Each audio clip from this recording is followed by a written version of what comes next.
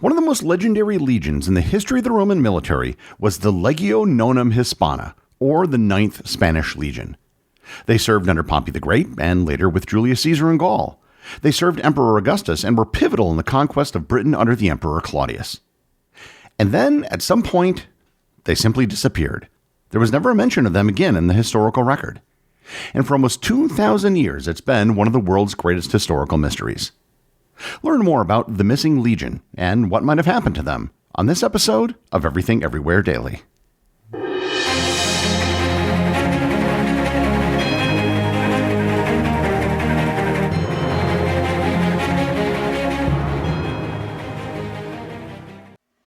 This episode is sponsored by Quince. I recently purchased a new sweatshirt on Quince. It was a black, long-sleeve cashmere sweatshirt. And if that sounds fancy, it sort of is, but I only paid a fraction of what I would have paid if I purchased the same thing from a name brand designer. The Quince website literally showed me how much an equivalent sweatshirt of the same color and same material would have cost from other fashion designers, and my savings were between 78 to 94%. I've been telling you for months now about how Quince brings you quality items at a fraction of the price. And it's not just a marketing slogan. You can go to their website and see the savings for yourself.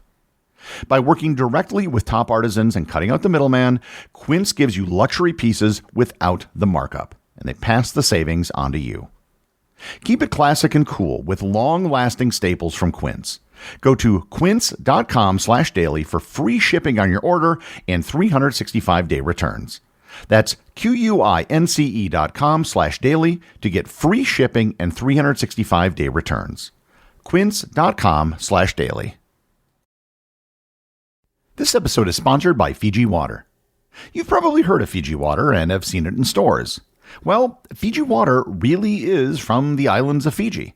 Drop by drop, Fiji water is filtered through volcanic rock, 1,600 miles away from the nearest continent and all its pollution, protected and preserved naturally from external elements. In this process, it collects a unique profile of electrolytes and minerals, resulting in more than double the electrolytes as the other top two premium bottled water brands, giving Fiji water its smooth taste. Fiji water's electrolytes are 100% natural, and this water even has a perfectly balanced pH of 7.7. I've recently been trying to reduce my consumption of diet soda, and I found Fiji water to be a great alternative. Visit your local retailer to pick up some Fiji water today for your next backyard party, beach day, hike, or even your home office. Fiji water is Earth's finest water.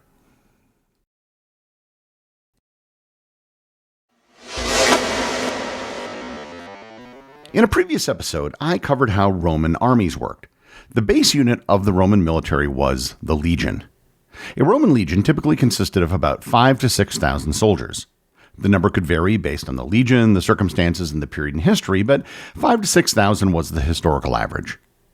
In addition to the core infantry forces, a legion also included support personnel such as engineers, clerks, medics, blacksmiths, and animal handlers, as well as a small cavalry unit.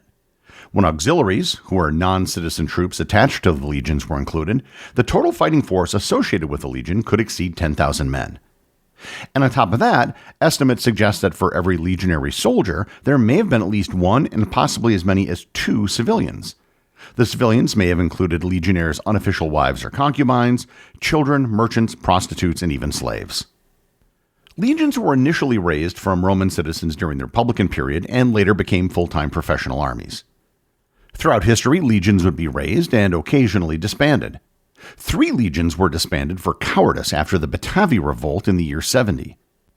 The 17th, 18th, and 19th legions were wiped out in the Battle of Teutoburg Forest, and those numbers were never used again. Most legions existed for decades, if not centuries. Over time, they developed distinct identities that went beyond their functions as mere military units, evolving into institutions with deep cultural significance, proud traditions, and fiercely guarded reputations. Each legion developed its personality through the accumulation of battle honors, the cultivation of specific traditions, and the development of distinctive customs that set it apart from other legions. This process began from the moment of formation and continued throughout the legion's existence, creating military cultures that persisted for centuries. All legions were given a number. The highest numbered legion that we know of was the 30th.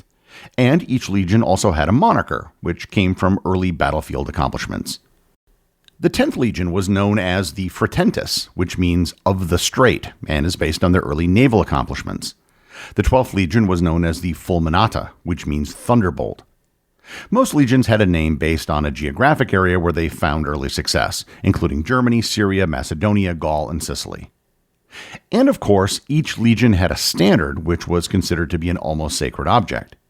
A standard, which was a golden eagle, was carried into battle, and the most humiliating thing that could happen to a legion was the loss of its standard.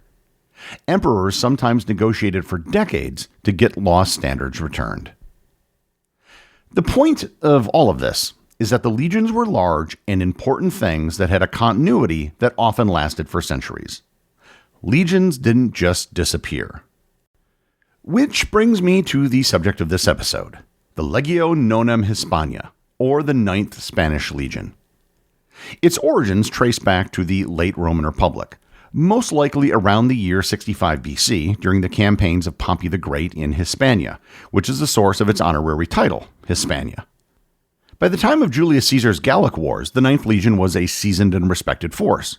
It played a prominent role in Caesar's conquest of Gaul and later supported him in the civil war against Pompey, fighting at key battles such as Pharsalus in 48 BC. Following Caesar's assassination, the legion served under his heir, Augustus, during the final conflicts of the Republic. After Augustus secured his power, the legion was stationed in Hispania for some time and subsequently deployed to the Rhine frontier. Under Augustus and his successors, the Ninth Legion participated in numerous campaigns that expanded and consolidated Roman power. For example, the legion fought in the Pannonian revolts in the Balkans. The legion's most famous chapter began with the Roman invasion of Britain in the year 43 under the Emperor Claudius. The Ninth Legion formed part of the invasion force that established Roman rule in southern Britain, and it would remain associated with the British frontier for the next several decades.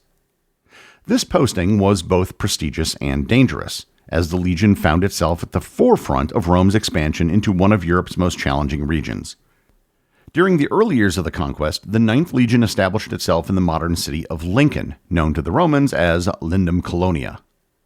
This location was strategically chosen to control the gap between the Pennine Mountains and the North Sea, effectively dividing the unconquered tribes of the north from those already under Roman control. The legion's most severe test came during the Boudica Rebellion in the years 60 and 61, one of the most serious challenges to Roman rule in Britain, which I covered in a previous episode. When Queen Boudica led her confederation of tribes in revolt, the Ninth Legion marched south from Lincoln to help suppress the uprising. However, the legion walked into a carefully prepared ambush and suffered catastrophic losses. Classical sources suggest that the legion lost most of its infantry, with only the cavalry and senior officers managing to escape back to their fortified camp. This disaster may have ended the story of most legions, but the Roman system was remarkably resilient.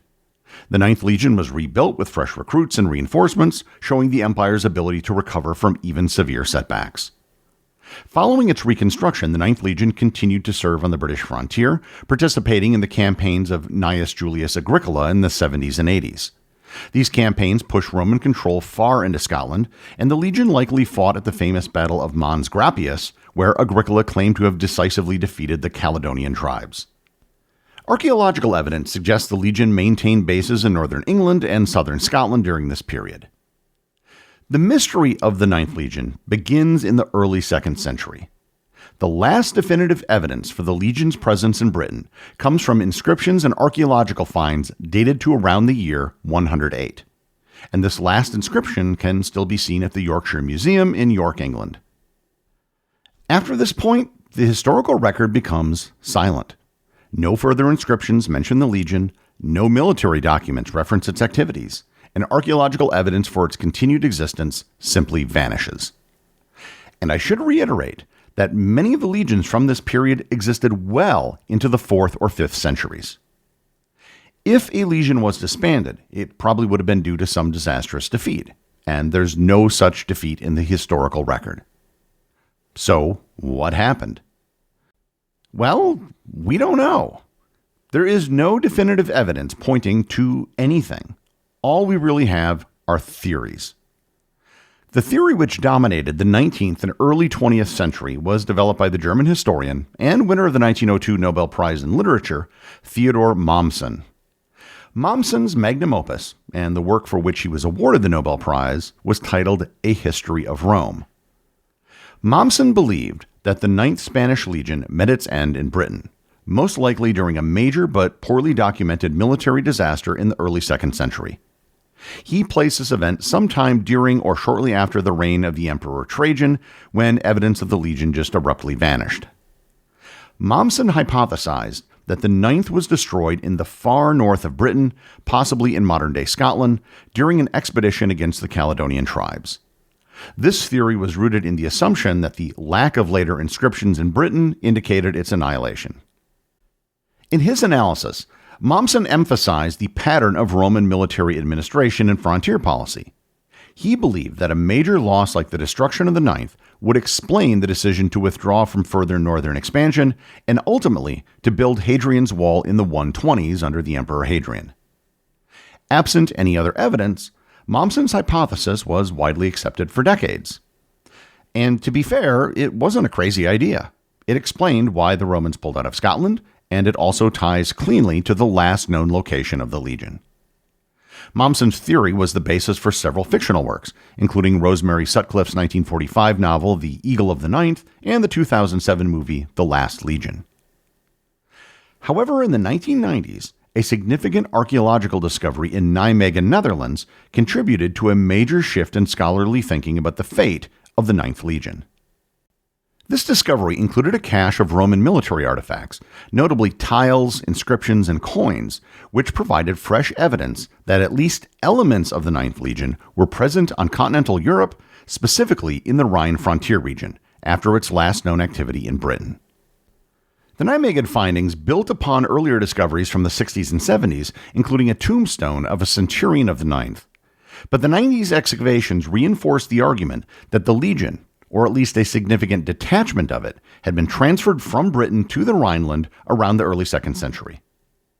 Among those more consequential finds were roof tiles stamped with the mark of the Ninth Hispana, and coins dating from the reign of Trajan and Hadrian, strongly suggesting that these tiles and the structures they were part of were constructed in the early to mid-2nd century.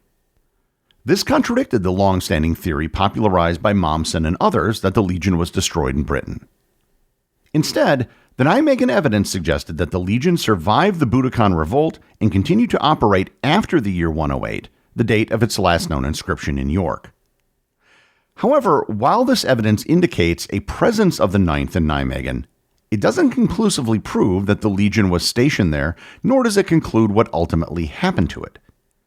As a result, since the 1990s, the academic consensus has shifted away from a purely British-based destruction of the Ninth. Instead, scholars now consider it more likely that the legion was transferred out of Britain sometime after the year 108 and ultimately vanished from history under uncertain circumstances sometime in the 2nd century. The Nijmegen artifacts changes the story of the Lost Legion, but it doesn't fundamentally solve the mystery. We still have no idea what happened to the legion.